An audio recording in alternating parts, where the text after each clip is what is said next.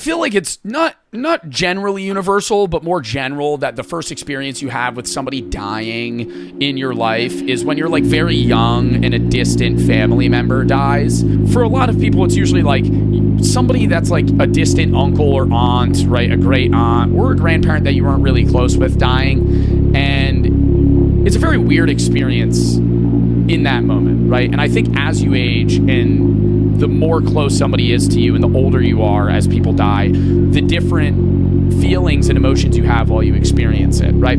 I can remember being 6 years old and being at my great aunt's funeral and not really caring, as fucked as it is to say. I barely knew her.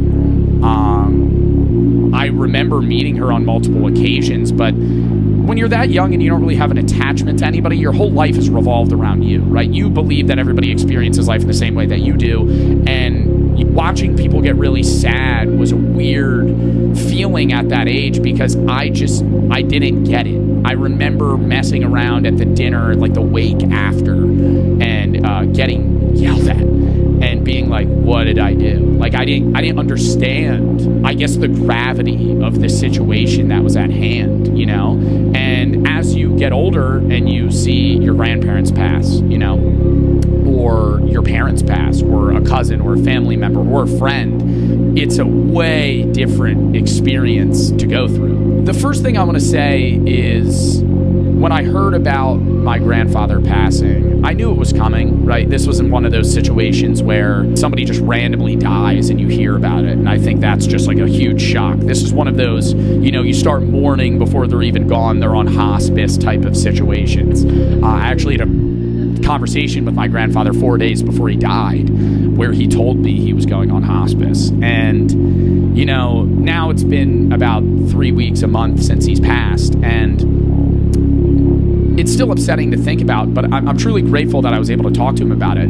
Just to, you know, briefly start it out, having a conversation with my grandfather, right? Somebody that I'm 25% related to and, you know, is a reason that I exist. And also the main father figure in my life was truly shocking, right? If you remember, I did a hot tub stream with my friend and I left like, you know, for 20 minutes in the middle of it. And a lot of people thought I was like mad or something. No, I literally left to go talk to my dying grandfather because it was like the only opportunity that I had. And I remember picking up the phone and talking to somebody that knows they're going to die is weird, right? It was the first time that I have ever spoken to somebody that truly knew like they were gonna die. He had like complete kidney failure, right? His blood was being poisoned. He had 24 hours to 5 days, and he knew that. And so when I got on the call with him, and he goes, "Hey, Joe," and I'm like, "Yeah, what's up? How you doing?" And I don't know why I said that, right? And I don't want to say I'm glad I did, but it segued the conversation very rapidly. And I knew that he was dying through previous conversations with, obviously, my mom and everything. And it was weird because he responded and he laughed. And he said, "Not good, Joe." And I remember being like, "I'm sorry to hear that." You know, I didn't know what to say. But then I then immediately after, he was like, "I'm going on hospice."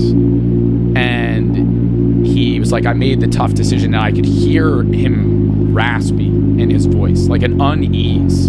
And, you know, I know none of you know my grandfather, but he was a very sure man, as I think many grandfathers are, right? Somebody that everybody relies on and seems like they have the answer to everything. I could hear like a fear in his voice, and it was sad. And in a selfish manner, I immediately started to begin thinking about like my own fear of my own death, right? And how, you know, my 80-plus-year-old grandfather living his entire life feels unsure in these last moments. And he was one of those, and I feel like this is a lot of grandparents, maybe not, you know, relatable to everybody, but at least some people. I feel like old men don't say "I love you" a lot, and in my head, I knew this was probably the last time I was ever going to speak to him. So I was like, I love you, Papa. All right. And he like paused and he said, I love you, Joe. Oh my God, I'm going to cry. And it was sad, you know, but I'm happy I was able to talk to him in that moment, because if I hadn't gotten out of that stream, right, if I hadn't left, I would have never spoken to him. I would have never heard his voice for the last time. And that's one of the weirdest things about mourning is it brings back all these memories, right? Especially if it's somebody meaningful that's, I guess, older than you, like if it's a parent or a grandparent. You immediately start thinking about like, holy fuck, I remember when I was a kid, and you all these memories that you haven't had in years just start popping up, and it's really upsetting because they're gonna fade, right? Right now, the man that I remember is very like forefront in my mind, but as the years go, I will remember him less and less, right? I will forget his voice, right? I will forget the way he looked unless I look at a photo of him, right? And things like that are really upsetting. And this is a side conversation, something that I love, and figure out your loved one's favorite music, right? Whoever you know, you probably understand some song that's attached to them. And that is, going through having somebody that I know die has made me appreciate music more than I ever have before, because not only does it transcend time in the sense that you could listen to music from 300 years ago and get a glimpse into what people are truly going through, right? Because obviously you could have historical accounts and stories and tales, but nothing really hits you emotionally more than songs, right? More than listening to the music people made in that time to truly understand the feelings and the emotions they had to put into that music. And the one thing that I will remember is his favorite songs, right? One of them was A Wonderful World by Louis Armstrong. Whenever I hear that song, I just fucking break down, man. But it, like, no matter how the memories fade, when you hear that, it instantly snaps back.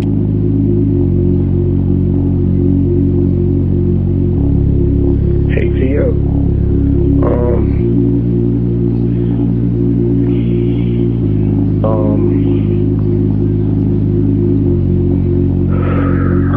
I'm like you, man. I got that monkey on my back, and just don't know what to do anymore. Thank you for calling, man. Let's hear more. But listen, man, I've been sober a handful of times, and I've had a few years under my belt, and I've always gone back to the dark side, you know. And man, I'm 42 years old, and I've got these beautiful kids, and I got 3 of them. They're amazing. And I'm just starting to run out of gas, man. Like I can't hold up like I used to. And the drinking it's tearing me down. I feel ashamed to call on this line and sit here and cry. But I'm tired, man. It's wearing me out. I'm so tired, and I feel hopeless about getting back in the program. And I think that's the main reason I'm calling. Because I don't know how to get that hope going again, and believe that I can do this one more time. I just don't know how to live sober. It scares the hell out of me. Right? All these kids depend on me. That's a lot of pressure. I didn't grow up like a lot of people. I think I grew up kind of like you. And I don't really know how to handle shit, man. I'm just trying real hard, but it's getting harder, and I'm starting to fuck things up. And you know, I was talking to my buddy, he's been my sponsor a bunch of times. But anyway, he said, you know, he was talking to me about the gambler. about how the gambler just keeps playing until they lose. They're actually playing to lose. And I think that might be the case for me for some reason. Like, I don't know how to stop this thing. Anyway, man, I don't know what I'm trying to say to you, and I don't even know why I'm calling you about it. You know, like, it seems like the right thing to do is be like, well, hey, take your ass to a meeting, you dummy. And I hear that where I live, man. Sometimes meetings, they don't really provide what you need. Not a lot of great meetings around here, but man, here's the deal, man. I just want to stop this shit, man, and I just want to be a good dad. I just want my kids.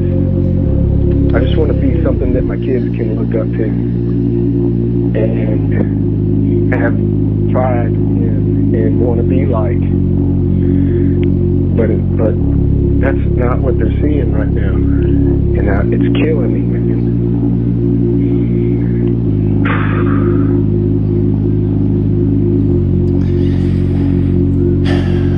Thanks for calling, man. I appreciate it. I'm sorry that you're having a tough time. You know,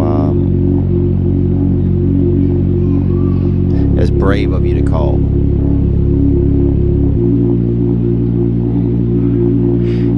You know, it shows that, or to me, it shows that you care about yourself. Yeah, I can relate a lot, man. I can relate a lot. I think we are a lot the same.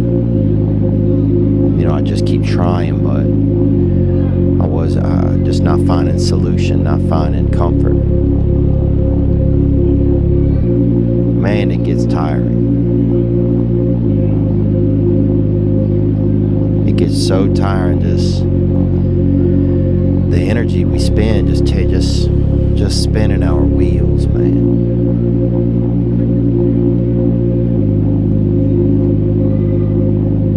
Gambler, that's a good reference by your friend.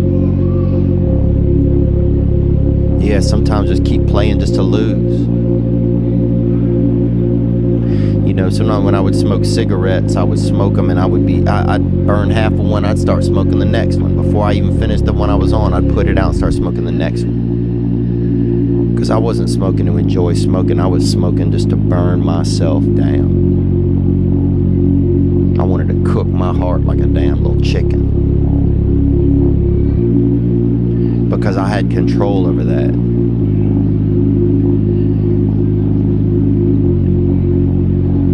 Yeah, just playing to lose, man. I don't care if I lose, but at least I lose, you know? I'm in control if I lose. That's this thing that's this story that there is. That's the feeling. Watch me wreck my life. Don't you care? That was this thing always inside of me. Watch me, watch me. When it came to my addiction and stuff, or when it comes to it, that's a story that's inside of me sometimes, or that can be inside of me.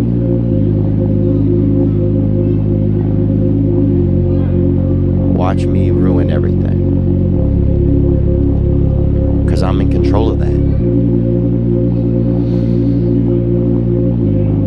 It's so hard to let go of control. That's the thing, it's so hard to. I mean, you're doing it right there. When you're saying you're tired. Man, I know that tiredness, brother.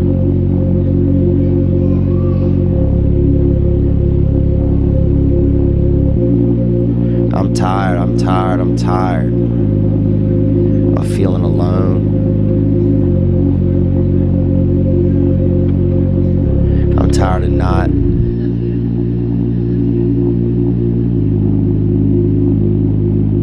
I'm tired of also not even being there for myself. I